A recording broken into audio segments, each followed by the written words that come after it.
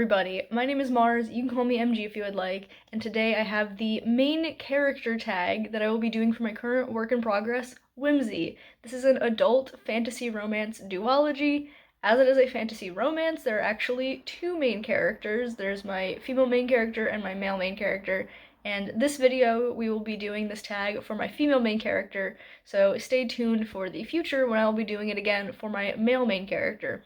If you don't know what the main character tag is, it was created many years ago now by my good friends, the Troublemakers, Katie, Wallace, Stieg, and Devasha. I will leave a link in the description to the playlist that they made of all of the people who have done this tag before. I have done it before 2 or 3 times for various projects, various main characters, but I'm here to do it again because I do really enjoy the questions and I like talking about my projects, and this gives me a way to do it without super spoiling what's gonna happen in the books. So yeah, we are going to talk about my main character, my female main character specifically, Ainsel Peaseblossom. So let's just get right into the questions. So the first question is, of course, what is your main character's name? Like I said, her name is Ainsel Peaseblossom. And further questions are, how did you as the author choose that name, and how does your main character feel about their name? So I chose the name because Ainsel comes from an old folklore story. It means my own self in, I think, like, Northumbrian dialect? Don't quote me on that. I might be completely making that up, but I think that is what it is.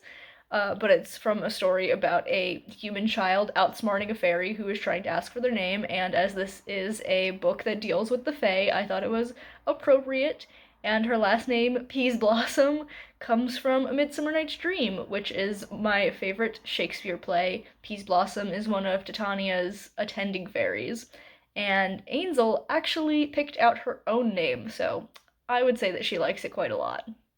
Next question is, what is your main character's zodiac sign? Even if you live in a fantasy world, there's gonna be a vibe. So, this does take place in a fantasy world, but my gut instinct says that she's a Scorpio, which is not what I would have chosen, but like thinking about who she is and like the common traits of a Scorpio, she really does give those vibes. I could not go deeper than that though. I thought about it, I was like, oh, let me do like all this research to figure out what like her sun and moon and rising sign is and all of this, and then I was like, actually, I don't want to do that. So you're just getting her sun sign. We're gonna go with Scorpio. Question number 3 is, what is your main character's relationship to the people or person that raised them? And the first set of people who raised her, absolutely terrible relationship. Like, they went their separate ways and have not contacted each other since, and all of them are happy about that. The second set of people who raised her, only moderately better. My characters tend to not have great home lives. Can you tell that I play D&D? I feel like that's a common trait of D&D characters, but yeah. Second set, she gets along with them a little bit better, but it's not still a great relationship. There's not really any love lost between her and any of her guardian parental figures. The fourth question is, what is your main character's most important memory prior to the start of the book/series? And in Ainsel's early 20s, she left everything she ever knew behind to kind of get a fresh start. She wanted a clean slate for her life, and she ended up traveling with this mother and daughter who showed her kindness in a way that she never really experienced before, so any of the memories involving them would be her most important. Question 5. Your character walks into a library. What's the first section they head to? And Ainsel is admittedly not much of a fiction reader. That actually comes up in the course of the book, and I think that the first section she would go to is if they have like a newspaper stand maybe, or a current events section, that's what she would kind of gravitate towards. The sixth question is, would your character survive the Oregon Trail, and how? And honestly, if she is how she is at the start of the duology, no, she is not making it because she is recovering from a plague that ate all of the magic in her body and left her bedridden for a month.